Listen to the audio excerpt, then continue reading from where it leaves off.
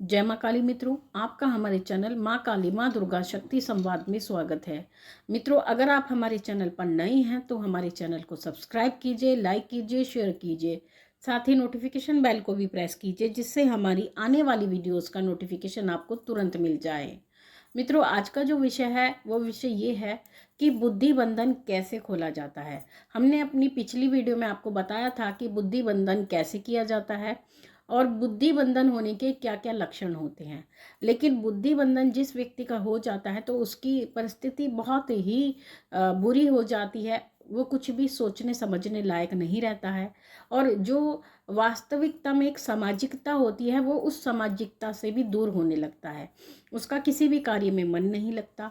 उसका मन जो है पूजा से भी उचाट हो जाता है, अपने घर परिवार से उसका मन उचाट हो जाता है। और सबसे बड़ी बात है कि जिस कार्य में, यानी अगर वो नौकरी करता है तो नौकरी करने का मन नहीं करता, अगर वो व्यापार करता है तो व्यापार करने का मन नहीं करता। आलस्य उसके अंदर भरा रहता है। तो कुछ ही ऐसे लक्षण होते हैं जो बुद्धि बंधन की ओर संकेत करते हैं। अब बुद्धि बंधन हो गया है तो ऐसी स्थिति में हमें क्या करना चाहिए, कौन से उपाय करने चाहिए, और जिस व्यक्ति का बुद्धि बंधन हुआ है क्या उसके लिए कोई अन्य व्यक्ति भी प्रयास कर सकता है। तो इसके लिए हम यही कहेंगे कि जिसका बुद्धि बंधन होता है उसका तो दिमाग बिल्कुल काम नहीं करता है, और अगर भगवती की कहीं ना कहीं उसके ऊपर कृपा है तो वो अपने लिए प्रयास कर सकता है। लेकिन वो प्रयास चाहकर भी प्रयास नहीं कर पाता है, क्योंकि उसकी बुद्धि या जो नकारात्मकता उसके साथ जोड़ी जाती है, जिस नकारात्मकता को भेज करके उसकी बुद्धि का बंधन किया जाता है, वही शक्ति उसको कार्य करने नहीं देती है, हमेशा अच्छा करने से रोकती है। अगर वो बुरा करना चाहे तो बुरा तो वो करने देती है, लेकिन उसका वो अच्छा नहीं करने देती, स्वयं का अच्छा नहीं करने देती। तो ऐसी स्थिति में क्या कोई अन्य व्यक्ति भी उस व्यक्ति का अपने हाथों से उपचार कर सकता है। अगर आपको कोई अच्छा विशेषज्ञ नहीं मिलता है तो ऐसी परिस्थिति में आप खुद से प्रयास करके कहीं ना कहीं काफ़ी हद तक स्वयं को ठीक कर सकते हैं। पहली बात तो ये हम हमेशा कहते हैं कि जब आप खुद से अपनी रोटी पका करके खाते हैं तो उसका स्वाद अलग ही होता है। उसी प्रकार से जब आप स्वयं प्रयास करते हैं तो उस प्रयास का रंग भी अलग ही होता है।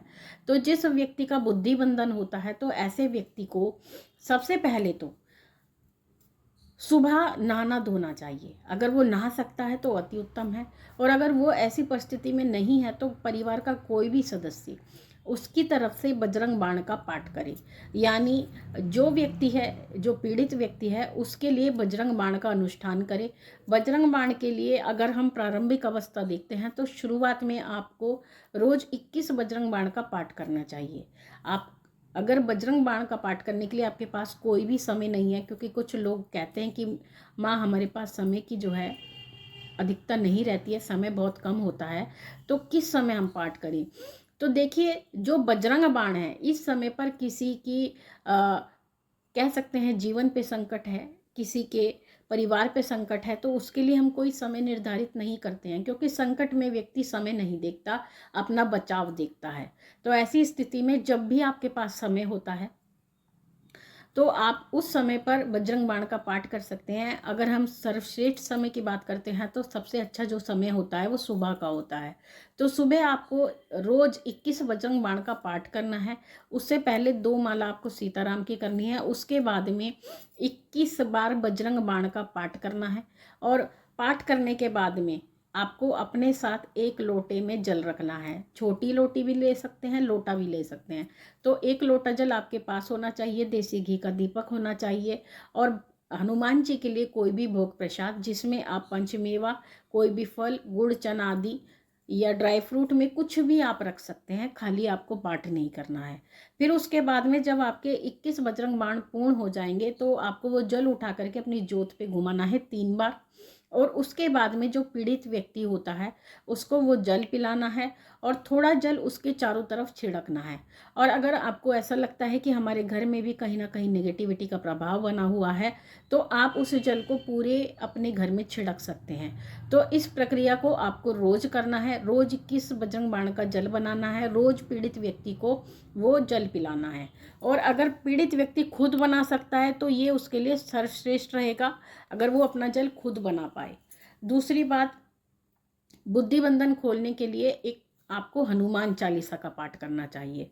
आप जितना ज़्यादा हो सके हनुमान चालीसा का पाठ कीजिए। मंगलवार के दिन आपको हनुमान जी के मंदिर में जाना है और हनुमान जी के मंदिर में जा कर के हर मंगलवार को आपको चमेली के तेल का दीपक लगाना है। 4 लड्डू बेसन के, 1 चमेली के तेल का दीपक और हनुमान जी के लिए हो सके तो सिंदूर अवश्य चढ़ाएं हनुमान जी के। अगर आप अपने हाथ से मालिश कर सकते हैं हनुमान जी को सिंदूर की तो अपने हाथ से कीजिए, और अगर वहाँ पर ऐसा अलाउड नहीं है, कुछ मंदिरों में अलाउ नहीं होता है, तो जो सिंदूर होता है, सिंदूर चमेली का तेल, वो आप उनके निमित्त मंदिर में दान दे सकते हैं, उनको दे सकते हैं। पंडित जी बाद में हनुमान जी को वो सिंदूर चढ़ा देते हैं। तो इस तरह से हर मंगलवार को आपको ये मंदिर की सेवा करनी है, बजरंग बाण का पाठ करना है, हनुमान चालीसा का पाठ करना है, और आपको हमेशा अपने घर में शाम के समय धूनी देनी है। धूनी देने के लिए आप लौंग, इलायची, राई, पीली सरसों, सेंधा नमक, कपूर और देसी घी, इन सबको मिला करके आपको एक मिश्रण तैयार करना है और उसकी धुनी शाम के समय अपने घर में देनी है।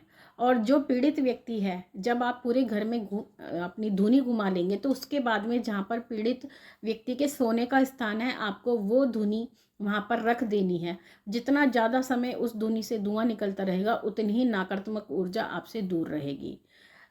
सबसे महत्वपूर्ण बात, अगर पीड़ित व्यक्ति को रात को सोते समय दबाव पड़ता है या उसको ऐसा लगता है जैसे कि कोई मेरे ऊपर चढ़ के बैठ गया है या कोई मेरा गला दबा रहा है, मेरा हाथ दबाता है, तो इस स्थिति के लिए भी वो रात को जब सोए तो अपने पलंग के चारों ओर पीली सरसों बिखेर करके सोए, और जब सुबह उठे झाड़ू से हटा देते हैं वो, उसको उठा करके आपको घर के बाहर फेंक देनी है।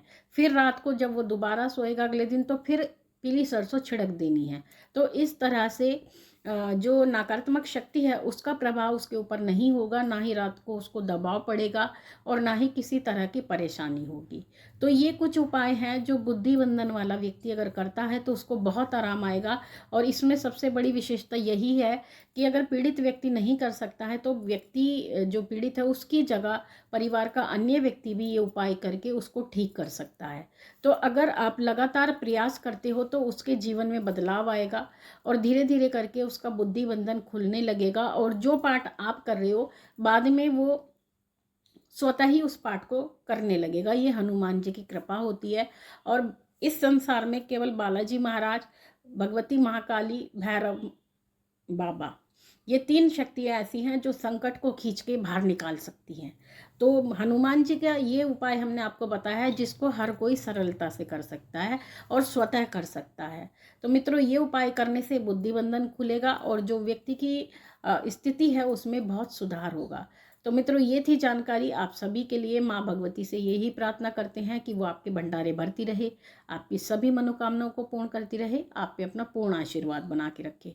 आपसे जल्द ही मिलेंगे, तब तक के लिए जय महाकाली, जय महाकाल।